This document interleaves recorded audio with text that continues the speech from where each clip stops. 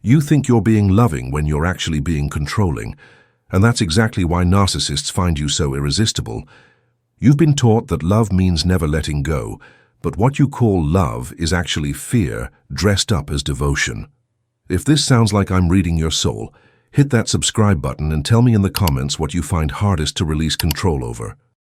I read every single comment, and your struggle might be exactly what someone else desperately needs to hear today. Here's what nobody told you. When you confuse control with love, you become a magnet for emotional predators. You think you're being caring when you check their phone.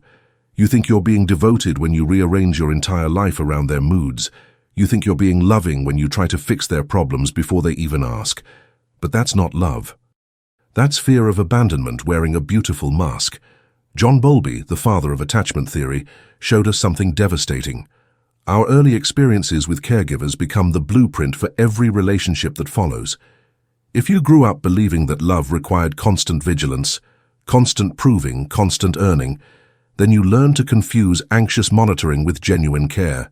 You learned that letting go meant losing love. You learned that boundaries meant rejection. You learned that saying no meant being abandoned. You learned that your worth was tied to how much you could sacrifice for others. So you became the person who loves too hard, gives too much, and controls too tightly. You became the person who apologizes for having needs, who shrinks when they're upset, who reads every silence as rejection. And narcissists can smell that desperation from miles away. They see your need to be needed. They see your willingness to sacrifice yourself to keep someone close. They see your terror of being left alone, and they weaponize it like a master craftsman. Listen carefully. The narcissist doesn't want your love, they want your submission. They don't want your devotion, they want your dependency. They don't want your heart, they want your soul on a silver platter. And when you confuse control with love, you hand them exactly what they're looking for. You become the perfect victim, someone who will chase when they pull away, someone who will apologize for their cruelty, someone who will twist themselves into impossible shapes just to avoid the terror of being alone. You become someone who says, "I love you," when you really mean, "Please don't leave me." But here's the truth that will set you free. Real love doesn't require control. Real love doesn't demand constant reassurance. Real love doesn't need to monitor, manage, or manipulate to survive. Real love trusts. Real love releases. Real love chooses without clinging. Real love doesn't read texts while someone's in the shower. Real love doesn't need to know where you are every second. Real love doesn't collapse when you want time with friends. When you truly love someone, you want them to be free, even if that freedom means choosing to walk away from you.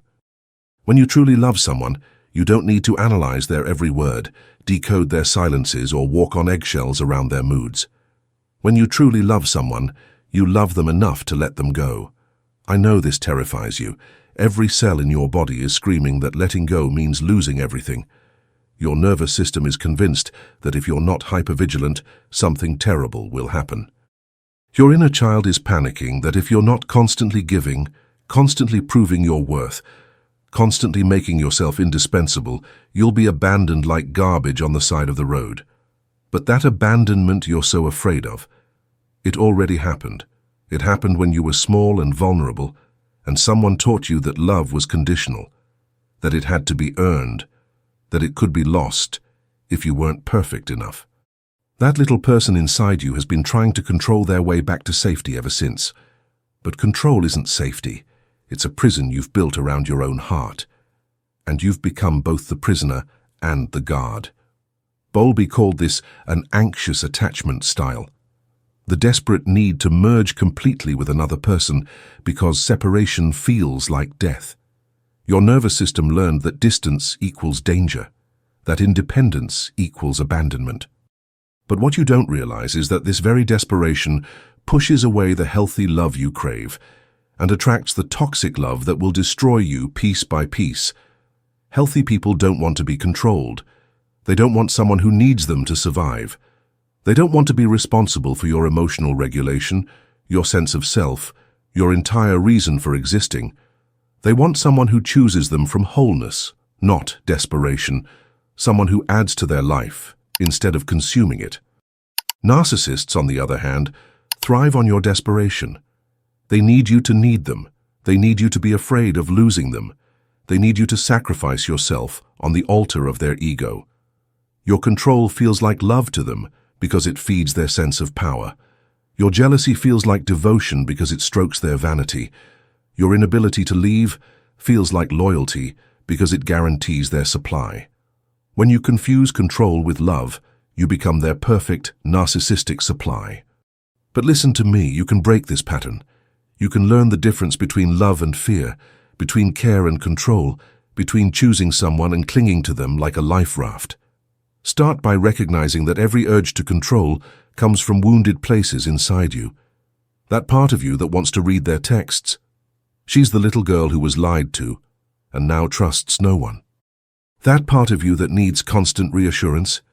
She's the child who was made to feel like too much and not enough at the same time. That part of you that panics when they're quiet. She's the teenager who learned that silence meant someone was about to leave. Honor those fears. Comfort that wounded part of yourself. Hold her like the precious child she is. But don't let her run your adult relationships. Those wounds deserve healing, not feeding. They deserve compassion, not indulgence. Real love says, I choose you today and I'll choose you again tomorrow, but I won't cage you to guarantee you'll stay. Real love says, I trust you to make your own choices, even if those choices break my heart. Real love says, I want to be with you, but I don't need you to survive. Real love says, your freedom is more important to me than my fear. This is what healthy boundaries look like. This is what secure attachment feels like. This is what drives narcissists away like holy water and draws authentic love toward you like a magnet. When you stop trying to control love, you become someone who can actually receive it. When you stop chasing people out of fear, you become someone worth choosing. When you stop confusing your anxiety with your intuition, you start attracting people who want to be with you, not people who want to use you. The rejection you've been so afraid of. It was never about your worth. It was about your desperation. It was about your inability to love without clinging, to care without controlling, to give without keeping score. The people who left weren't rejecting your love. They were rejecting your fear. They were running from your need, not your heart. You are not too much. You are not unlovable. You are not destined to be alone. You're just trying to love from a place of scarcity instead of abundance.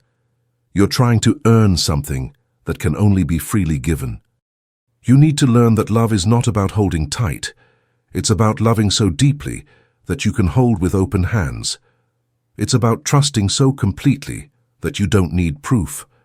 It's about being so secure in yourself that someone else's choices don't threaten your existence.